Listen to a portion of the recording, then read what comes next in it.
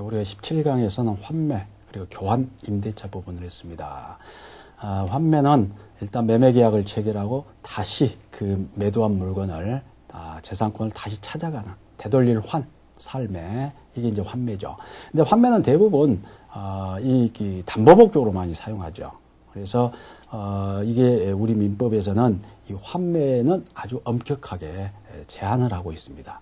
그리고 이제 이 환매의 이 요건을 갖추지 않을 때, 강행규정이 뭐 있는데, 이거 다 강행규정은 아니지만, 이 강행규정에 위반했을 때, 이게 이제 무효로 보지 않고, 재매매 예약으로 이렇게 보고 있습니다. 그래서 여러분들이 환매와 재매매 예약을 잘 비교해서 보시기 바랍니다.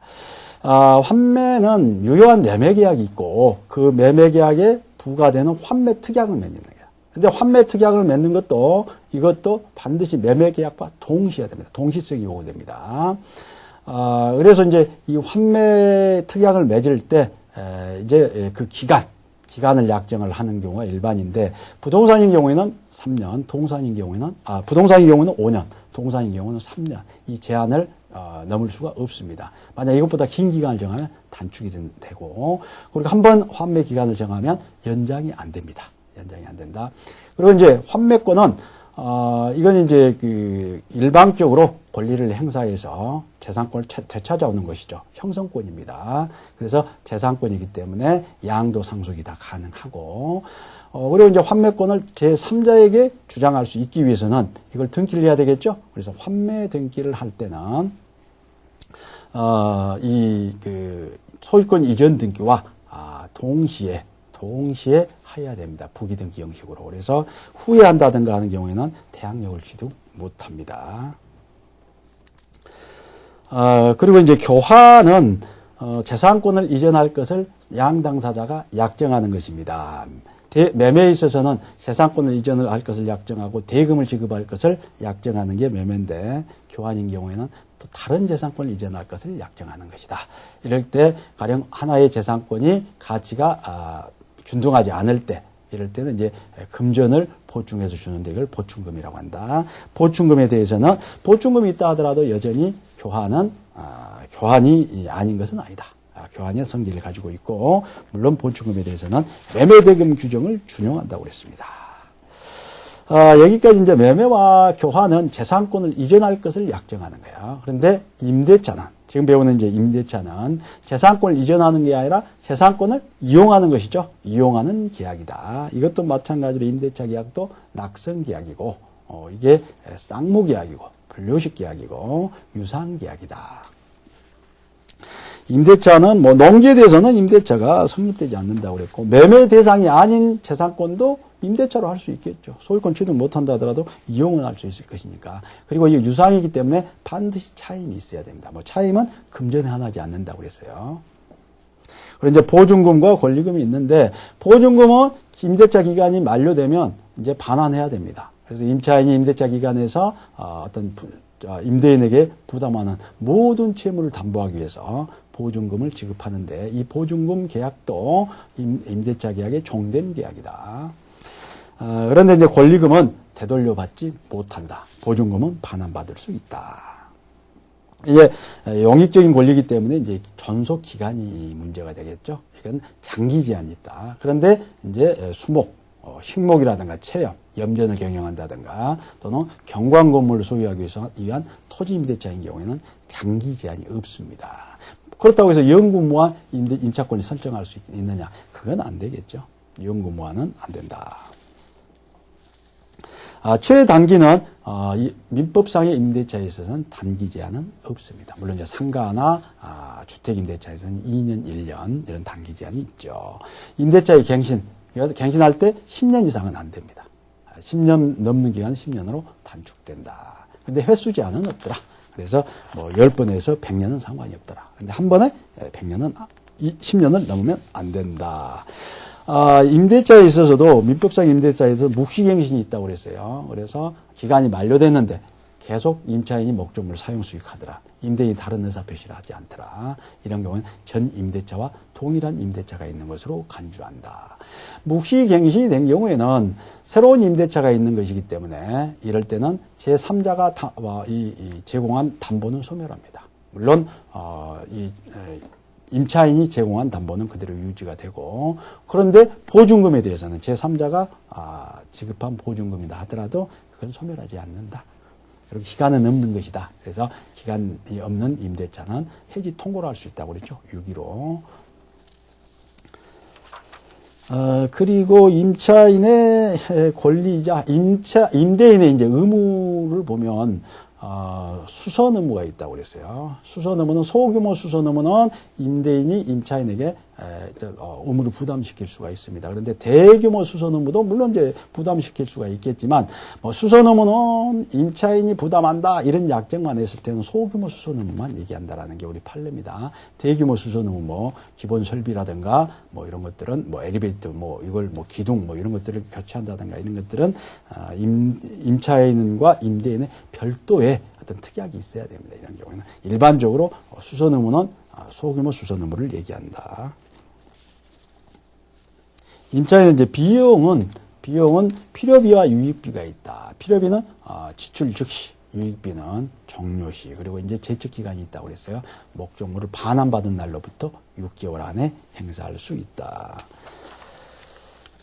그리고 이제 연체 차임, 이기 차임 연체하면 임차권을 해지할 수 있다고 그랬고, 이기 차임하고 여러분들이 이제 구별해야 될 게 지상권에 있을 때 2년 지상 지료를 연체했을 때 소멸 청구를 할 수 있다고 그랬고, 임대차에 있어서 양도와 전대가 있다.